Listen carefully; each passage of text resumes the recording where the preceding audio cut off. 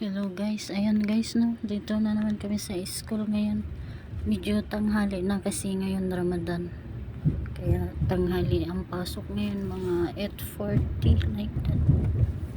So ayan, katapos nito maglinis naman tayo sa loob ng bahay. Ayan, busy tayo ngayon guys, kaya laban lang hanggat kaya. Hindi tayo OFW kung hindi natin kayanin lahat ng mga gawain So yun guys, pagkatapos nito sa school maglinis tayo sa bahay, tapos sa gabi maglinis na naman tayo sa labas. Medyo magtubig ako ngayon sa labas guys kasi may mga ng pusa. Yan, pauwi na kami, tapos na namin na drop yung dalaga, so pauwi na kami guys. Ayan, pauwi na kami ng bahay. Walang traffic ngayon kasi tanghali na guys, mag 9 na ng umaga, 8:56 na ngayon.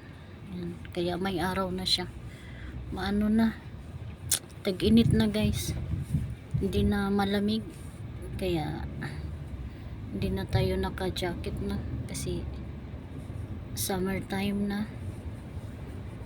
Ayan, kailangan na naman natin ito ng panangga sa araw.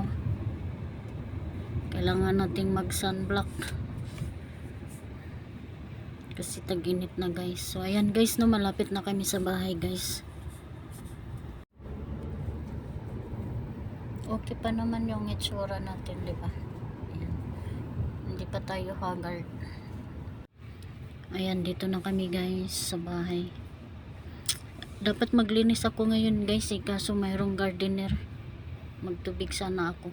Unahin ko na lang sa loob, pagkatapos sa loob, yan sa labas ako magtubig. Diretso na to guys, magsundo pa tayo. Ayan guys, dito na kami sa bahay.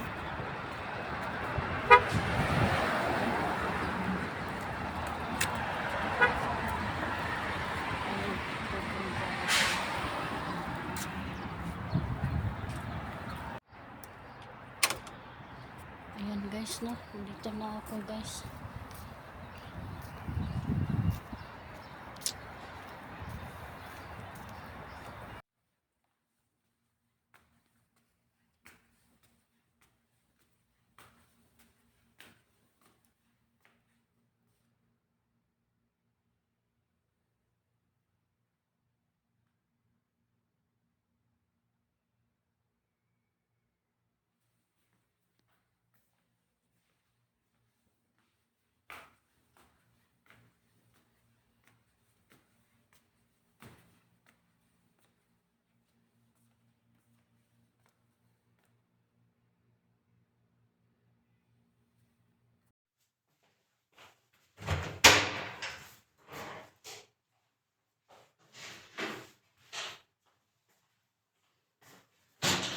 Ayan guys no, diretso linis na tayo kasi wala na tayong oras guys, lalo na pag may pasok.